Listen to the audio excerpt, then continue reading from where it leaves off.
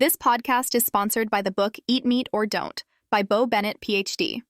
Explore the critical thinking behind our dietary choices and discover the moral arguments for and against eating meat. Available now at sentiocentrism.com. Why reducing antibiotic use in agriculture matters for you and the planet. Discover the impact of antibiotic use in farming, ethical eating choices, and how reducing antibiotics benefits animals, people, and the planet. Reducing antibiotic use in agriculture, what it means for all of us. Hey, have you ever thought about how much antibiotics are used in farming? Not just the usual doctor prescriptions for people, but in raising animals on farms. It's a pretty big deal and affects way more than just the animals themselves. I was reading up on this recently, and I thought it'd be cool to share some insights with you. Antibiotics are these powerful drugs that kill or stop the growth of bacteria.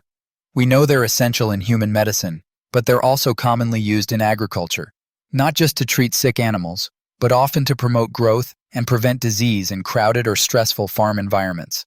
Sounds helpful at first, right? But here's where it gets tricky. The overuse of antibiotics in farm animals contributes to antibiotic resistance. This essentially means that bacteria evolve to become tougher and less responsive to treatments. So when people do get infections caused by these resistant bacteria, the usual antibiotics might not work, and that can become a serious health problem. So why not just stop using antibiotics in farming altogether? Well, it's complicated. Farmers rely on them to keep animals healthy in conditions that aren't always ideal, but a lot of experts argue there are better, safer ways to do this.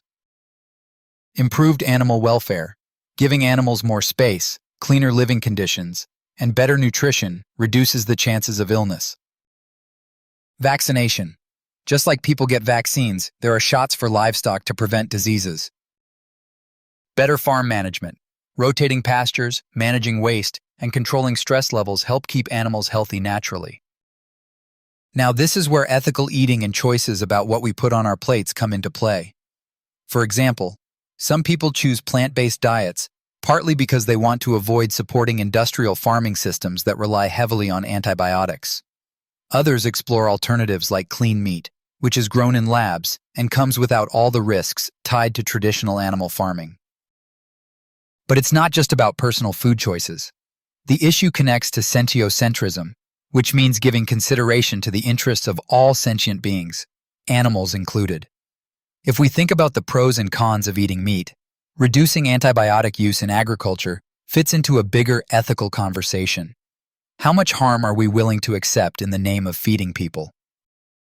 Some of the arguments for eating meat highlight nutritional benefits and cultural traditions, but the arguments against eating meat emphasize animal welfare and environmental impacts, including the rise of antibiotic-resistant bacteria. That's why many advocates push for better regulations and transparency in farming practices, asking for a shift toward methods that minimize antibiotic use while still meeting food demands.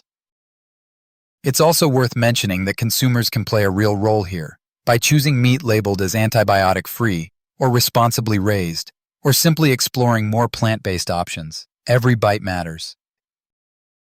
If you want to explore this topic more, especially how it relates to broader ethical questions about eating meat, there's a really interesting book called Eat Meat or Don't. It breaks down the arguments for and against eating meat in a thoughtful way that goes beyond just health or taste. It looks into sentience, ethics, and what our food choices mean for animals and the planet. So next time you think about your dinner plate, remember there's a whole conversation happening about antibiotic use in agriculture and how it ties into bigger issues like ethical eating and animal welfare. It's pretty eye-opening how interconnected everything is. Thanks for hanging out and hearing me talk about this. Hopefully, you found it as interesting as I did. Until next time.